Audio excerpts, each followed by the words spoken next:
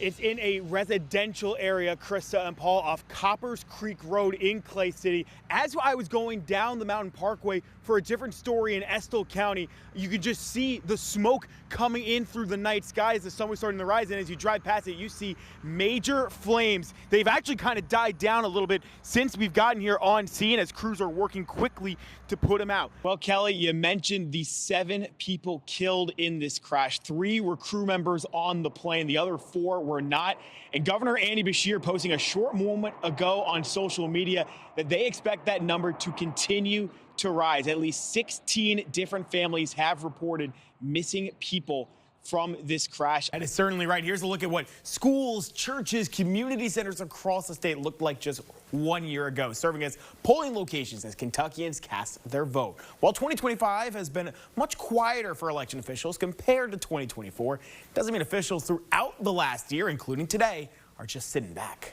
You'd be hard-pressed to find anyone who doesn't love Keeneland. From the sights and the sounds, there's truly something for everyone, and there's no place on earth quite like it. Jack Keene was the driving force behind the Keeneland we know today, and although the Keene family no longer owns the racetrack and the property that it sits on, doesn't mean it doesn't feel like home for this current generation of the family. So they're going to be sleeping overnight in that space. And we were up in that building as we were getting ready this morning. Let's just say it gives some Halloween vibes. What does it mean for you all to kind of give this new opportunity, push the envelope forward? Again, oldest distillery around. Y'all could just stick to the status quo, but you're not. You're pushing ahead. Hey, we're excited to welcome more people, to have them come. Continuing coverage of Lextran's proposal to the City Council for a microtransit program. Microtransit is flexible on-demand transportation similar to a rideshare service that's in addition to the city's current bus routes. Tyler Melito joins us in the studio to explain how this isn't a new concept. That is certainly right. There are programs similar to what Lextran is proposing in cities all across the U.S. as well as right here in Lexington.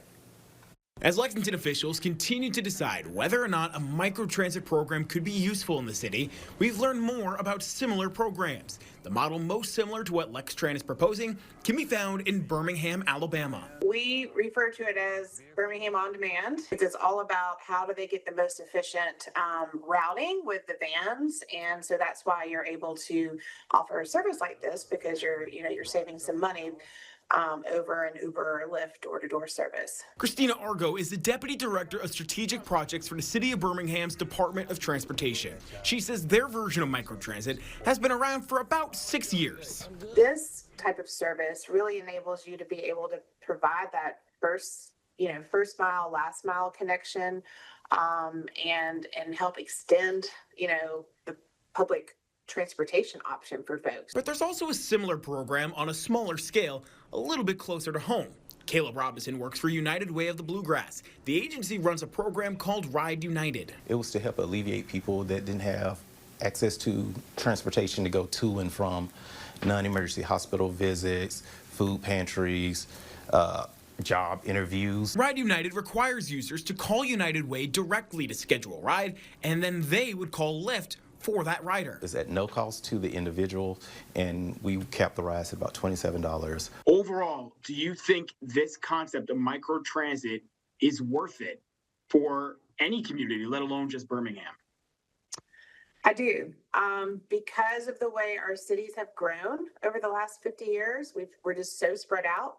We're not dense if you think about a New York or a Boston or Chicago, they've got the density there that makes bus service work, but when you get into, especially in the Southeast, these southern cities that have spread and have suburbs, you just can't provide that level of service, that public transportation that people need. Now, when I spoke to the folks at both United Way and in Birmingham about a week and a half ago, neither said they had been approached by Lextran or the City Council about microtransit. Not saying they haven't since, but this is a project that is going to be a months-long one, so who knows where things can go next, Krista. We do have athletic programs, but it's not equal across the entire city. Brock Daniels is a parent to 2 boys within Fayette County Public Schools. An athlete himself, he wanted his kids to get into sports as well. When he tried to enroll them onto a team, though, he noticed something interesting. We've got track teams and cross-country teams, and we've got cheerleading squads, and we've got a basketball league, and we just don't have teams in every single school. And so that leaves parents like myself, we're paying for our kids to play in other leagues, which is fine for some parents. But for other parents, there's a lot of kids that get left behind because of that. Wanting to give his kids as well as others in the district similar opportunities, Daniels took matters into his own hands, working with his son's school a few years ago to create a basketball team. I had a teacher that worked with me.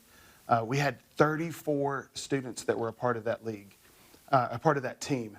And we didn't cut any of the students. I decided that if a kid wants to come out for elementary school athletics, I'm not going to cut them. But after that season, Daniel said the school decided to go in a different direction. Basically, I was told that state law says that they're not required to provide elementary school athletics to kids. And I said, my response was, well, you may not be required to, but if you do have a league, which you do, you should be required to have everyone to have equal access. And so I went one step further and said, well, if you don't have a team at my child's school, then what school can my child try out for their team? And they said, well, that's not available either. We reached out to FCPS for comment on Daniels' concerns and received the following statement. At the elementary school level, athletics programming is included in co-curricular and extracurricular activities such as student clubs. Each elementary school and program offers an array of co-curricular and extracurricular activities based on student demand, staff and volunteer interests, and program sustainability.